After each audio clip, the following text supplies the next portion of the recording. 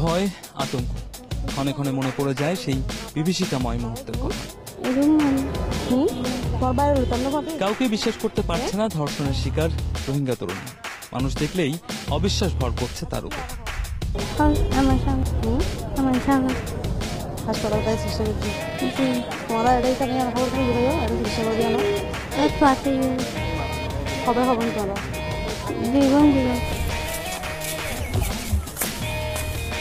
দীর্ঘক্ষণ চেষ্টার পর স্বাভাবিক হতে শুরু করেছে, বলতে শুরু করে সেদিনের কথা।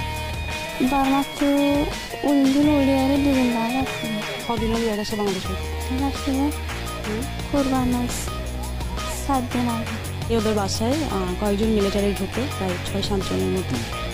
তো ওইখান থেকে একজন মিলিটারি ওর রুমে ঢুকে যায়। সেটা হচ্ছে ওদেরকে আগে বের হতে বলে, বের না হতে বাসা থেকে তখন একটা মিলিটারি ঢুকে যায় এবং ওর উপরে অমানুষিক নির্যাতনটা চালায়। তারপরে তাদের ঘরটা জ্বালিয়ে দেয় তাকে বের করার পরে। এরপরে তাকে গুলি মারতে চায়। গুলি মারতে চাওয়ার পরে সে পালিয়ে চলে আসে। পালিয়ে চলে আসার পরে তাদের পরিবারে ৫ জন সদস্য ছিল, তারা 2 বোন 2 ভাই, আর সাথে ছিল তাদের মা, তার বাবা নেই, আর হচ্ছে বোনদের মধ্যে মেজো। ওরা এরপরে পালিয়ে আসে এবং ওর যেটা কথা সেটা হচ্ছে ওদের এলাকাতে ও ছাড়া আরো ওরকম আরো অনেক মেয়ে থাকতে পারে।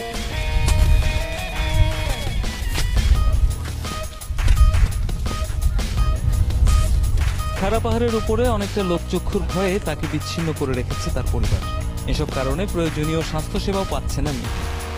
জাল বানাই মানুষের হাতা ছিল মানুষের চল হারি ইয়ার পড়াই না হয় না না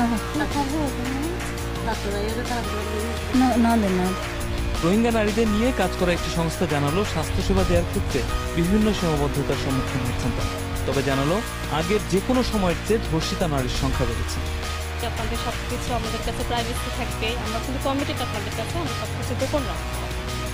তো এটা যখন তারা ইনশিওর হয় তখন তারা একটু আশ্বস্ত হয়। আগে যে আমরা পুরনো রেজিস্টার্ড কাজ করতাম, যাদেরকে আনডকুমেন্টেড মায়ানমার পিপলদের নিয়ে কাজ করতাম ক্যাম্পে, যারা আগে থেকে ছিল, সেখান থেকে যারা নিউ অ্যারাইভাল তাদের সংখ্যা অবশ্যই বেশি। খাঞ্জরপাড়া হোয়াইটখং সীমান্তে দেখা হলো জোর মুল্লুক নামের এই রোহিঙ্গা বৃদ্ধের সঙ্গে। তিনি জানালেন, ধর্ষণের পর বেশিরভাগ নারীকে মেরে ফেলা হচ্ছে। এ কারণে শরণার্থীর ফলে যুবতী তরুণীর সংখ্যা কম। গুলি মারি কিছুরে হারি বেলায়, কিছুরে জুলুমগুলি মারি বেলায়, কিছুরে জুলুমগুলি আধা হারি বেলায় মিলাই। মিয়ানমার সরকার এবং সেনাবাহিনীর পক্ষ থেকে বরাবরই অস্বীকার করা হচ্ছে ধর্ষণের বিষয়টি। একদিকে বিধ্বস্ত অঞ্চলগুলোতে মিয়ানমার সরকারের পক্ষ থেকে সেখানে সাংবাদিকদেরকে প্রবেশ করতে না দেয়, অন্যদিকে ধর্ষণ নিয়ে কাজ করা আন্তর্জাতিক দাতা সংস্থাগুলোর গোপনীয়তার কারণে বরাবরই বিশ্ব দরবারের সামনে আসছে না প্রসঙ্গটি। রামিম হাসান, নিউজ 24, টেকনাফ, কক্সবাজার।